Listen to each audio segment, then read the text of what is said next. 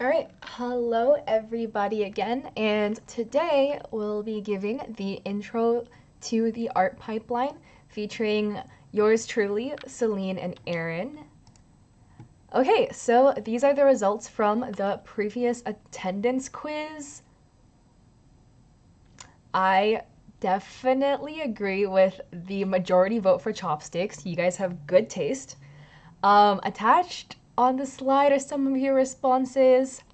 I absolutely love whomever just went into spending about, I don't know, 5 minutes writing up a paragraph as to how great chopsticks are. Whomever's trying to fight a boar, I wish you the best of luck. All right, going into announcements, guys. Project 1 Part 1 is due on September 10th, which will be next class. It's due at 11:59 p.m. So make sure you have it done by then. Please, please, please. My heart will break to go see some 12:01 a.m. submissions. Just get it done. It's not that hard. Cool. And another update for lab checkoffs. There's going to be a hard cutoff at 8:30 for checkoffs, just for the sanity of us facilitators. So make sure that you have your lab ready by then to get checked off. We'll have a lot of facilitators available to check them off at the beginning of checkoffs, which will be right when lecture ends. So, perfect opportunity to get your labs quickly checked off. We want to make it faster for you guys. You can also get them checked off at office hours as well. I know that some of you guys already have gone to do that, which is great, but that's just another available time for checkoffs if you can't make the 8:30. Board games are Saturdays from 2 to 4 p.m. Pacific Standard Time in the GDD Discord. Get to know your fellow facilitators, club members, just to make new friends, play some games, have fun. What more is there to love? All right, and topics for today's lecture. We'll be going into dimension and style, which will be given by Aaron, color, which will be given by me, Kat, and shapes, which will be given by Celine. Hi everyone, so right now we will be going over dimension and style. So, dimension is first up, and what we refer to dimension are the three dimensions that a video game can have. First is two-dimensional video games. These games can be viewed from one point, and they often come in two forms, which are side-scrollers and top-down games. Although these games are not mechanically impressive, they are usually visually impressive and often narrative-driven. As you can see, these examples include Mario, Pokemon, and Zelda. Mario at the left is a side scroller, while Pokemon on the right is a top down game. 2.5 dimensional games, or isometric games, are two dimensional games that have an angled camera view to simulate 3D. At the core, this game is 2D, and the reason is because all its assets are indeed 2D and are not 3 dimensional. League of Legends, for example, may look like an isometric game, however, all its assets are 3 dimensional, and so it's considered a 3D game. Some good examples of an isometric game are Helltaker, which is at the bottom left, and Smashy Road. On the right, you will see assets for some isometric game, and note how even though it looks 3D, it is actually 2D. Now, the third type of dimension is 3 dimensional, and these games are built using a 3D engine and all assets are all 3D. These games are much more harder to build, which is why you'll see AAA games having large teams to build them, and they usually come in two common forms, which are first person and third person. Some examples are Ghost of Tsushima, which is at the left, Halo, which is at the right, League of Legends, and Star Wars Jedi Fallen Order. Now moving on to style. Video games can come in a variety of styles, however, usually it depends on the developer. Oftentimes, game design may also influence the style, so that may help choose what sort of style you may end up with the game in. Now, the most important thing about style is that there is a consistency between the UI and the actual game, which helps with immersion and the impression of the game on the player. Some games with good consistency include Unrailed, Valorant, and Ghost of Tsushima. Unrailed is the game that you see at the bottom, and you can see on the left that the game has a blocky sort of aesthetic, which is transferred to its menu, in which you can see how the words lobby have a little blocky aesthetic to it. In addition, instead of having cursors, the game has you control the characters you will be playing to move around and click on the options, and this is far better than a flat UI with a random cursor.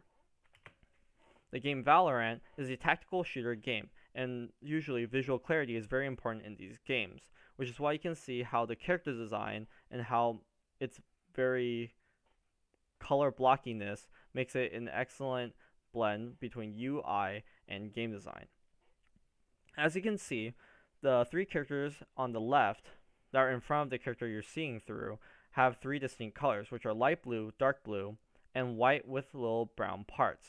This tells you visually that these are three distinct characters with distinct abilities. On the right, you'll see the same thing happen. There is a green person on the left and a dark blue person on the right of the character you're looking through. However, this time, these characters are outlined in red to show that these are enemies that you should be firing at. Now, the following game that has good consistency is Ghost of Tsushima. Usually, open world games have a waypoint to help show where you should be going. However, in Ghost of Tsushima, they've created a system where the waypoint becomes a part of the landscape in the form of the wind. In this game, you can call the wind and have the wind blow you towards your destination, therefore making the game very immersive and very visually comfortable. Now, we're going to talk about inconsistency. Inconsistent graphics can be damaging to immersion, and although it could be used to an artistic effect, it's generally advised that you shouldn't do that since it's very risky. Now, some games that show inconsistency are League of Legends and Call of Duty Black Ops 3 Zombies. For League of Legends, you can see how these two characters, which are in the game, both in the game, can break immersion. You have a character that uses a very old model, such as the one on the left, with a character that is relatively new, such as the one on the right. And having these two characters on the same battlefield helps break the immersion of the game.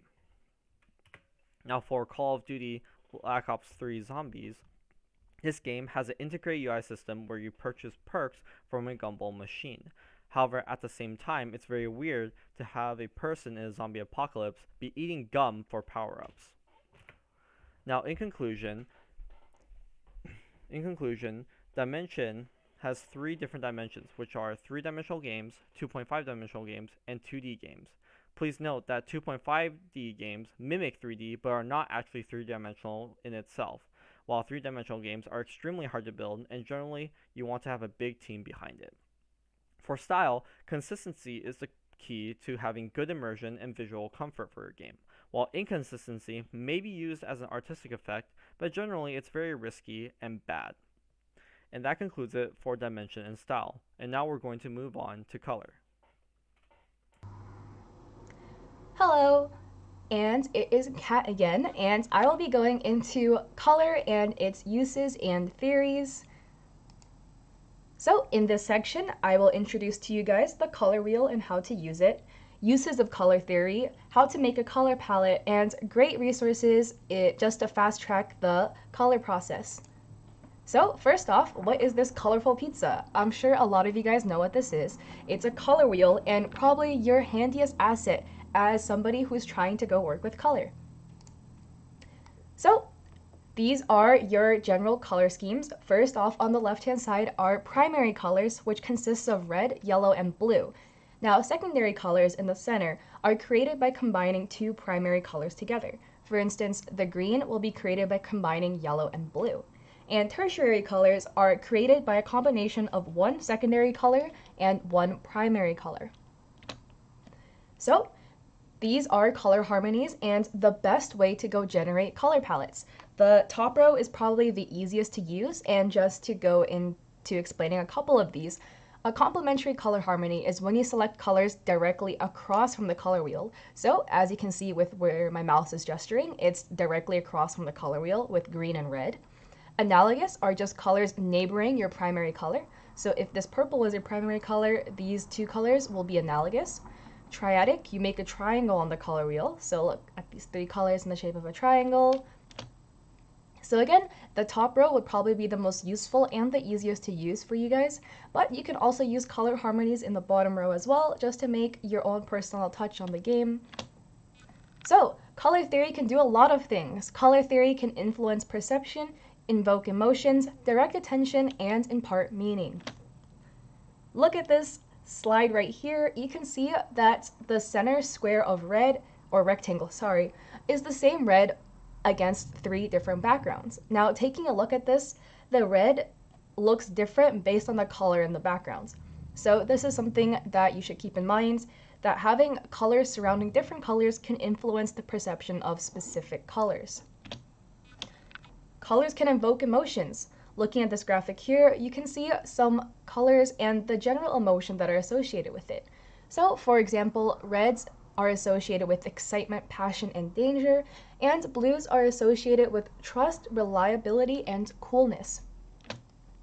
An example of emotions and color, this is just a general scenery. Looks pretty happy, it's got a lot of yellow in it. Now, changing the colors in the exact same scenery, it basically invokes a different feeling in you. It looks scarier, spookier than the initial picture. Changing it again, we'll take another look. This looks more calming, relaxing, because there's a lot of blues, and blues is a more relaxing and calming color. Again, another example of how color influences emotion. Take a look at these characters from Inside Out. On the left, we have sadness, and on the right, we have anger. And whomever created the character design for these characters took a great deal of thought into selecting the colors for their design. See, anger is red, which is generally an angry color, and blue is a more trustworthy color, which is why sadness is blue. Now, if we were to swap the colors of these characters, it really wouldn't make any sense, because now anger is blue, which is a trustworthy and calming color, and sadness is now yellow, and none of this makes sense. Yellow is generally a happy color. So color and emotions definitely go hand in hand. Color can direct attention. Colors that contrast against the background stand out, whereas colors that are similar to the background fade away. Looking at this image, your eyes are instantly drawn to the yellow pencil because it contrasts so much against the gray.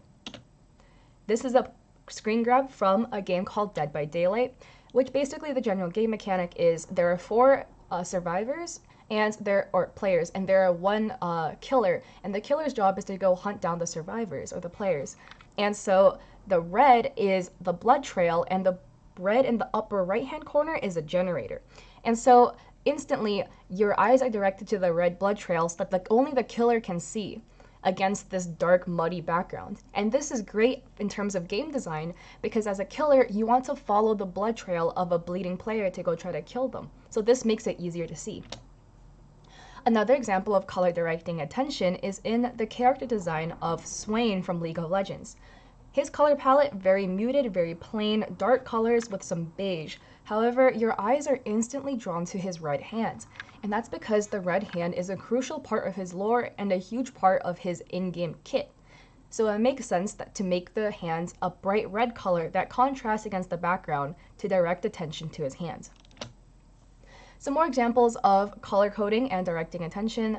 Taking a look at screen grabs from Overwatch, all of the colors of the player names and important aspects such as the borders and A to defend are all color-coded in bright colors that contrast against the backgrounds.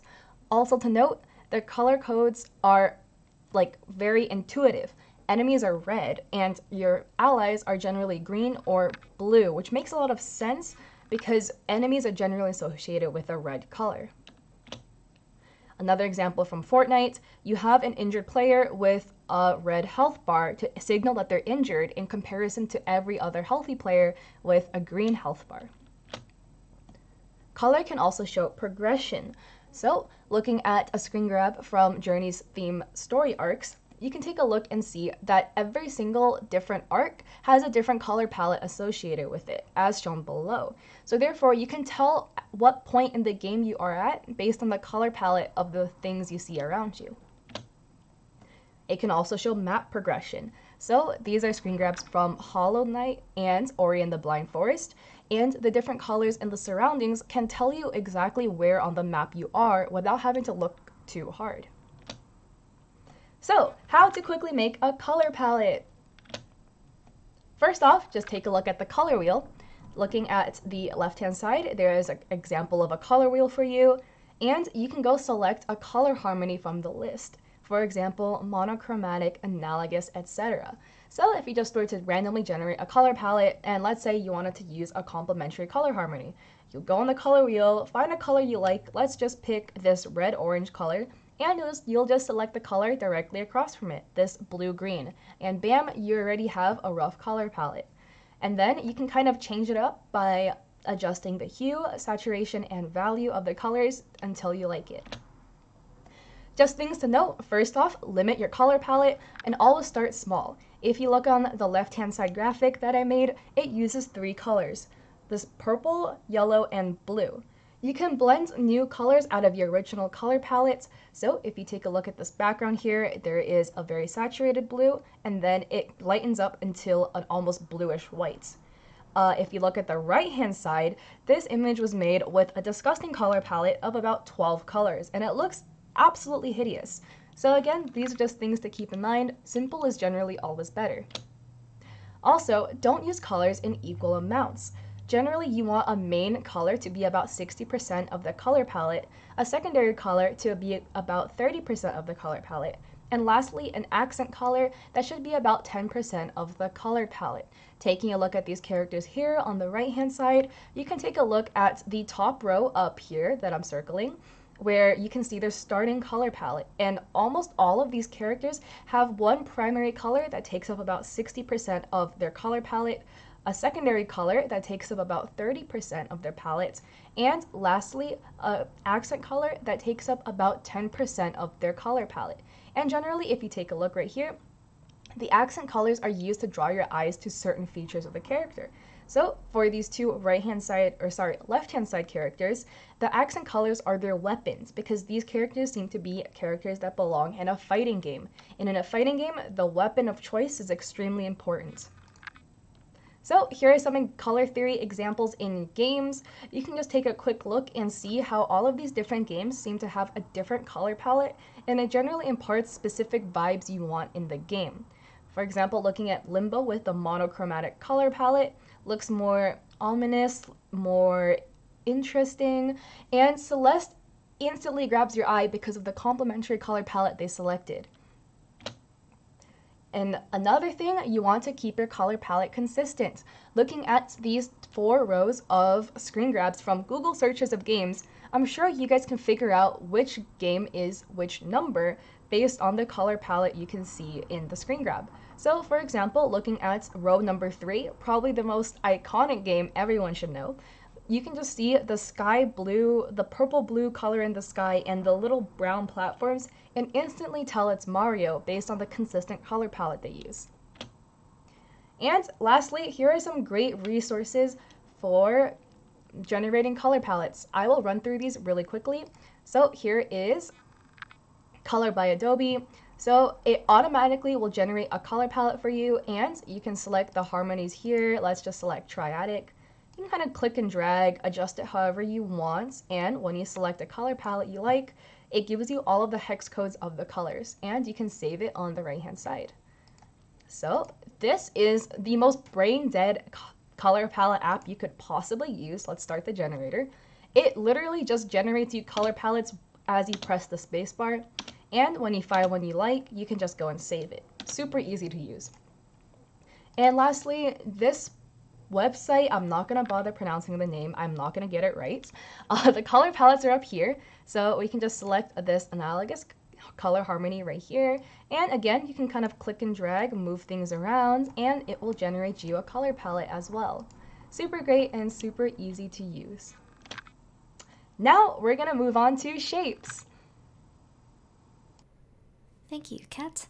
I will be talking about shapes for characters. So, very quickly, a few main shapes are circle, square, and triangle, and they all resemble different impressions. People usually relate circles with innocence, youth, energy, and femininity. Squares with heroic qualities, balance, stubbornness, and some sort of immovable force. Triangles usually give the impression of aggressiveness, masculinity, and edge. Kirby is a character made of circles and ovals, and we can all agree that it looks pretty cute. The middle character is Ralph from Wreck-It Ralph. His fists and body shapes are gigantic rectangles. It adds some sort of weight to his character. Not physical weight, but impression that this character is stubborn and sort of unmovable in a way. The last is Pyke from League of Legends. The character is more complex than just a simple shape, but he's mainly composed of triangles. For example, his mask is a red triangle fabric with some sort of triangles on it that is supposed to represent sharp teeth. His collars also have triangle decorations that kind of looks like a shark's jaw. Same for the cape and dagger. But why do these shapes give us such impressions? It mostly came from our baby times, when we explored the world with our own hands. Things that are round usually can't hurt us. They don't have sharp edges, unlike triangles, which usually exist on edgy and spiky things, like knives and spiky balls. Squares are mostly seen in real life as buildings, and those are obviously not movable. Let's dive in deeper with shapes. When I talk about circles, I don't mean perfect circles. They can be rounded edges, curves, and anything that is organic. Circles with fluffy textures are almost the cutest thing you can find, such as this rat-like character that is usually loved by the community until you actually play against it.